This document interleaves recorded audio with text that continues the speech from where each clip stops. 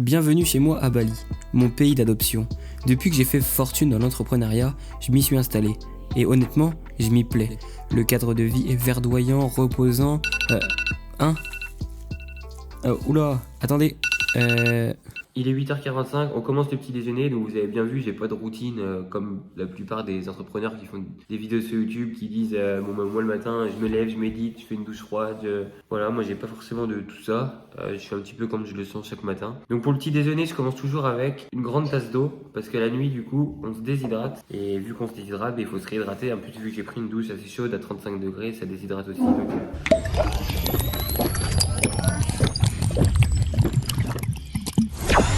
Ensuite, si vous avez vu ma vidéo 24 sur le Covid long, vous savez que j'ai des problèmes de santé. Du coup, je prends des probiotiques et du magnésium. Donc en fait, je suis suivi par une naturopathe qui me fait un programme.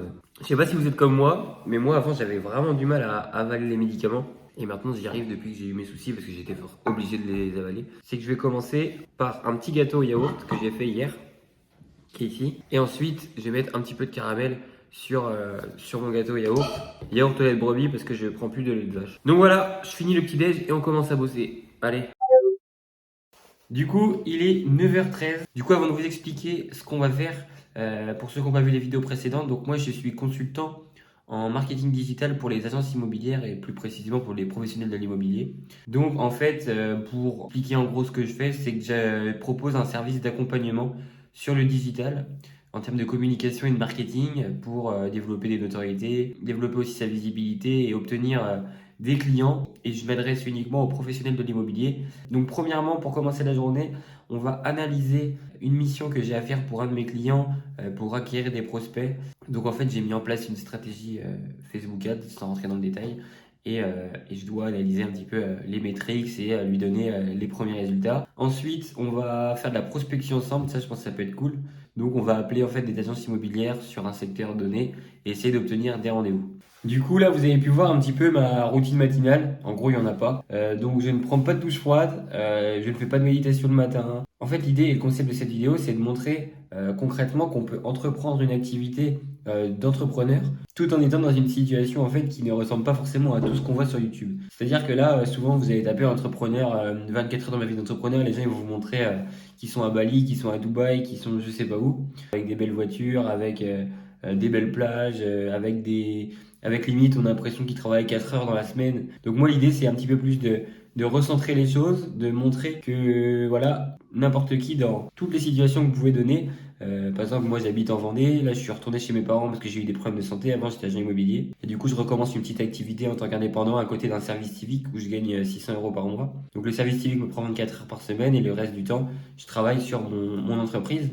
Et donc vous montrer que simplement on peut commencer à créer une activité en fonction de ses passions et essayer de créer quelque chose qui va monter petit à petit sans avoir un mode de vie incroyable, quoi. Le but, tout simplement, c'est d'être transparent avec vous et que vous m'accompagniez au quotidien dans mon projet.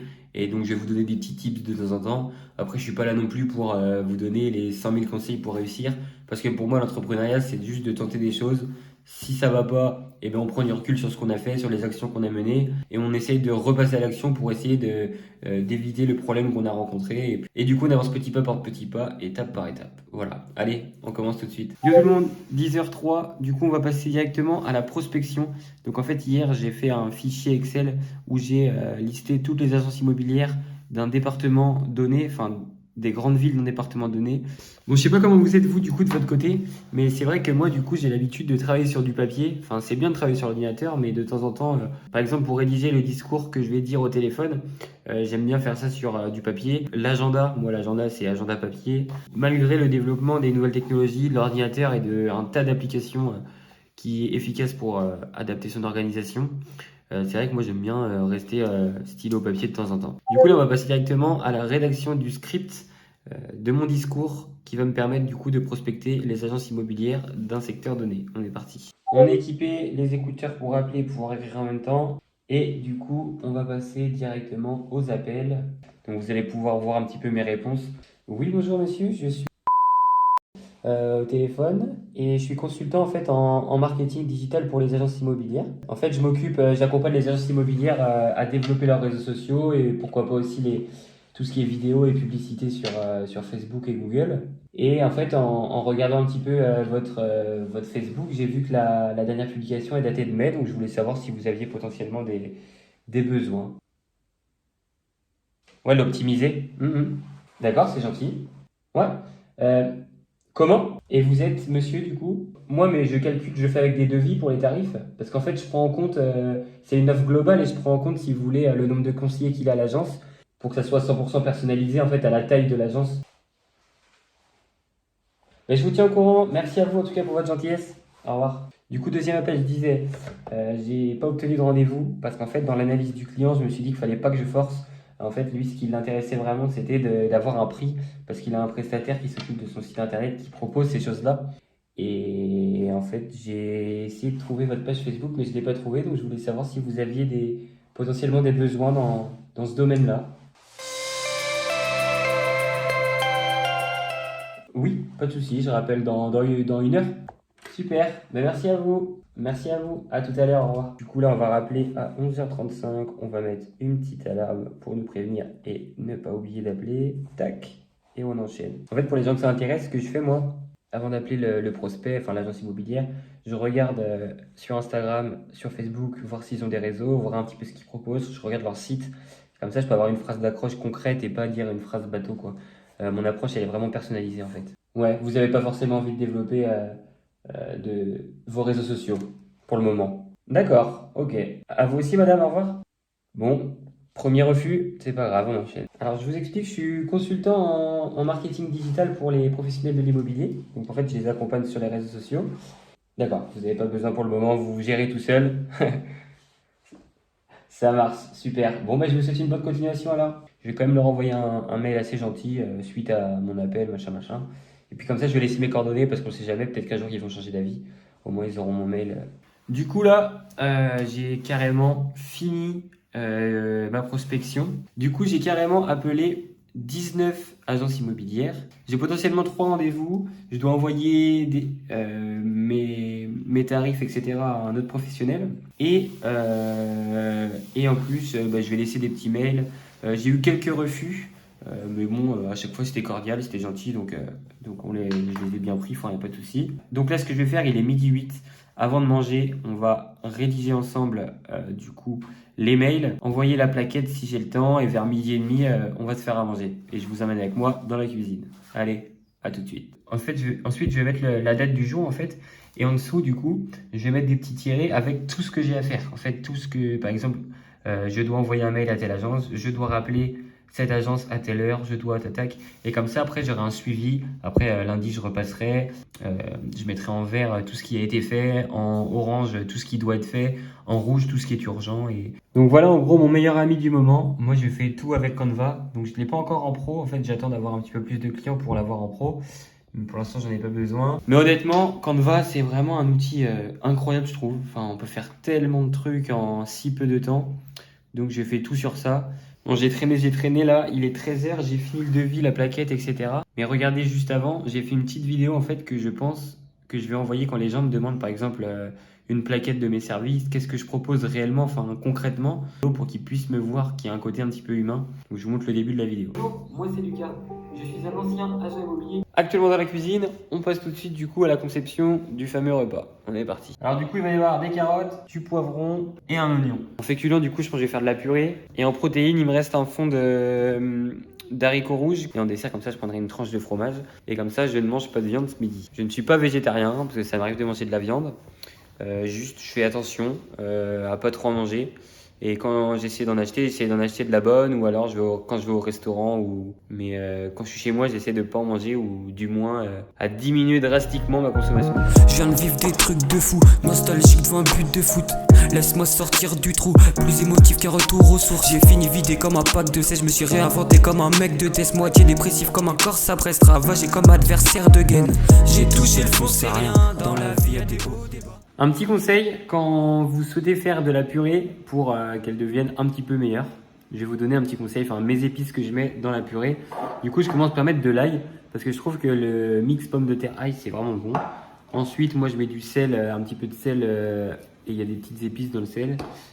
Curcuma, curcuma parce que ça rajoute un bon goût et en plus, du coup, c'est hyper bon pour la santé parce que c'est anti-inflammatoire, c'est un des meilleurs anti-inflammatoires. Et le poivre. Bon, du coup, je vous laisse, je vais faire ma pause, je vais manger, me reposer un petit peu et on reprend ça vers 14h15. J'ai gagné des lovés mais ça rend pas heureux. Pas dépressif, souriant quand il pleut. Jeune cavalier et grand chevalier preux. Devant toi en solo, dans ma tête on est deux. Dans ma tête on est 15. J'ai plus peur du regard des autres. Dans ta tête t'as un flingue. En réalité t'es comme nous autres. Ouais.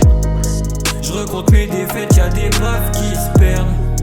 Je vais à mon rendez-vous. Là, mon rendez-vous, il consiste en quoi? En fait, je vais faire travailler mon cerveau. Ça s'appelle de la rééducation du système nerveux ou du neurotraining. Et en fait, je fais ça parce que vu que j'ai eu des problèmes de santé, ça m'aide à réguler mon système nerveux et à reprendre de l'énergie sans utiliser de médicaments. Donc, on part là-bas, on se reprend après et cet après-midi, on prépare la suite. Bon, du coup, je vous ai mis des petites séquences de voiture. Pourquoi? Parce que tout ça pour vous dire et vous demander, est-ce que vous êtes un petit peu comme moi? C'est que moi, je kiffe trop rouler. Genre, je trouve ça hyper apaisant et relaxant de rouler, genre avec sa musique et tout. Et du coup, j'ai voulu le mettre au sein de ma journée parce que je trouve ça cool. Du coup, voilà, c'était juste pour vous dire ça que j'aime rouler dans ma voiture avec ma musique. Du coup, on est de retour au bureau. Enfin, c'est chez moi, mais bon, on est de retour au bureau quand même. Il est 16h, j'envoie tous les mails que j'ai envoyés. À 17h, je vous reprends et on fait une petite foire aux questions. On m'a posé 2-3 questions sur Instagram, j'ai fait un petit sondage. Et du coup, je vais répondre aux différentes questions qu'on m'a posées. Et puis ensuite, ce sera la fin de journée. Et puis on se dira à la semaine prochaine pour une prochaine vidéo. On passe tout de suite à la foire aux questions. Comment tu fais pour gérer ton temps avec tout ce que tu fais en fait? Et pour pas perdre du temps et pour rester concentré. Donc, alors moi, premièrement, je fais mon service civique qui me prend 24 heures par semaine. Donc souvent, c'est du lundi au mercredi, 8 heures par jour. Donc souvent, je fais 8h30, 17h30 avec 1 heure de pause le midi. Ensuite, j'ai mon activité de freelance. Et ensuite, quand j'ai le temps, et puisque voilà, je l'ai mis en dernier, il reste mes vidéos sur YouTube. Parce que c'est vrai qu'actuellement, la vie, elle est chère. On a quand même besoin d'argent. Donc pour l'instant, je priorise le service civique qui dure 8 mois jusqu'à mai, qui me rapporte 600 €. Et puis le service freelance pour avoir un complément de revenu et pouvoir développer à fond pour que je puisse vivre de ça en mai 2023. Et ensuite vient la vidéo sur YouTube, enfin les vidéos sur YouTube. Pour m'organiser, qu'est-ce que je fais? J'utilise le timeboxing. C'est une méthode que j'ai découverte sur internet. En fait, l'idée c'est de faire des blocs dans ses journées. Et il y a des blocs stricts et des blocs souples. Et dans chaque bloc, en fait, on se prévoit la tâche à faire. Donc vraiment tout, hein, pas que professionnel, hein, même dans la vie de tous les jours. Donc voilà, en gros, le but c'est de faire vraiment des blocs, mais de toute la journée, hein, tout ce que vous faites dans la journée, même quand vous allez faire les courses, même quand vous allez voir entre guillemets des potes ou vous laissez une plage horaire afin de vraiment être strict au moins du lundi au vendredi, d'être à fond dans ce que vous faites et de perdre un minimum de temps et d'être productif à 100%. Donc voilà ce que j'essaye de mettre au quotidien. Et ensuite, je vais faire une vidéo dessus, mais j'utilise un petit peu la loi de Pareto au quotidien, donc la loi du 20-80, c'est-à-dire que en fait 20% de nos efforts sont la conséquence de 80% de nos résultats. Mais ça, je vais le développer dans une prochaine vidéo. Après, vous avez sûrement dû en entendre parler. Alors, prochaine question, c'est quelles sont tes sources d'inspiration sur YouTube? Alors moi, honnêtement, YouTube, c'est vraiment ma passion depuis que je suis petit. J'ai commencé YouTube en fait avec Call of Duty, tout ça. Donc je regardais pas mal de vidéos sur Call of Duty. J'en faisais aussi, je me filmais pendant que je jouais aux parties, je commentais et tout. Et même avant, je m'étais pas sur YouTube, mais le montage vidéo, j'adorais ça. Quand j'avais des Playmobil et des Action Man et des figurines de catch, en fait, je prenais une photo, je le faisais avancer, je prenais une photo, je le faisais avancer, et je faisais des films comme ça, qui défilaient. Et du coup, j'ai toujours regardé YouTube beaucoup plus que la télé, beaucoup plus que les films, beaucoup plus que les séries. J'ai eu plusieurs sources d'inspiration du coup, mais on va dire les sources d'inspiration actuelles du Lucas qui a 23 ans. Donc en termes de divertissement, il va y avoir Jilcy. C'est un youtubeur qui est incroyable, je trouve. C'est drôle, c'est respectueux. Enfin, il y a des bonnes leçons à tirer aussi. C'est une bande de potes qui est tout le temps ensemble depuis qu'ils sont petits, qu'on fait les 400 coups et qui se retrouvent dans une aventure humaine et professionnelle incroyable. Et vraiment, ce youtubeur-là, quand j'étais vraiment au bout du trou niveau santé, j'étais pas bien du tout. Quand je regardais ces vidéos, genre ça me redonnait le sourire. J'en ai plusieurs parce qu'en fait, moi avant j'avais un van, je kiffais la van life, j'aimais voyager comme ça, les road trips, tout ça. Donc j'aime bien aussi Thomas Massa, c'est un mec qui fait des vidéos. Au départ, il avait commencé avec sa Clio van et maintenant il a aménagé un trafic et ses vidéos elles sont hyper cool. Ensuite, j'aime bien Greg Zouet un petit peu dans ce domaine de van life. Tu sais que j'aime bien aussi dans tout ce qui est dépassement de soi, défis, etc. Tristan, donc il fait des vidéos où il se lance des défis toujours plus gros, il essaie de les réaliser avec ses fameuses practice makes perfect. Bon, j'ai pas d'accent anglais, mais j'ai essayé de bien le dire. Après, j'aime bien dans tout ce qui est motivation aussi, motivation, développement personnel, tout ce qui est lié à Grégoire Dossier. Je trouve qu'il fait même s'il fait des vidéos pour les étudiants et que je suis plus étudiant, je trouve que les vidéos elles sont tout le temps cohérentes, ses podcasts ils sont super cool. Et puis de temps en temps je regarde Inoxtag, Joyka, un petit peu comme tout le monde, parce que de toute façon maintenant ils ont 6 millions d'abonnés.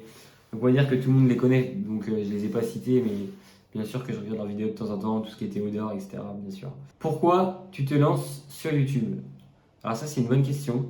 Premièrement, il y a une raison qui est simple, c'est que j'ai toujours été passionné par ce monde-là, par le fait de créer des vidéos, de procurer des émotions aux personnes, de soit faire rire, soit faire réfléchir, soit transmettre des connaissances ou une passion. Je trouve que c'est vraiment un vecteur de communication qui est super intéressant. Et en plus de ça, moi, je suis quelqu'un d'assez anxieux, stressé au quotidien, qui se pose beaucoup de questions. Et en fait, le fait de créer du contenu et de laisser parler mon imaginaire et mon imagination, ma créativité, en fait, ça me permet de me libérer de toutes ces pensées négatives et en fait, de souffler et d'évacuer tout ça à travers la créativité et en créant des choses qui me tiennent à cœur, en créant du contenu, en partageant des choses que j'aime et aussi des fois en me questionnant avec vous, puisqu'en fait, il y a certaines questions que je me pose sur ma vie que je vais peut-être retranscrire en vidéo, comme j'ai fait une vidéo qui a bien marché sur comment apprendre à vivre seul. Puisqu'en fait, vu que j'étais malade, je m'étais retrouvé seul et donc j'ai appris à vivre seul et je me suis dit, bon, je vais faire une vidéo sur le fait de vivre seul, que vivre seul, c'est pas que négatif, il y a beaucoup de points positifs aussi, que ce soit personnel ou professionnel. Donc voilà, alors si ce format de vidéo vous plaît, abonnez-vous, mettez un petit pouce bleu et puis vraiment mettez un petit commentaire, c'est plutôt sympa et en plus ça fait marcher l'algorithme. Donc un petit commentaire pour me dire vos retours sur cette vidéo, ce que vous pensez de ce concept, et voilà. Sur ce, je vous dis à la semaine prochaine, on se revoit bientôt, c'était Lucas, ciao.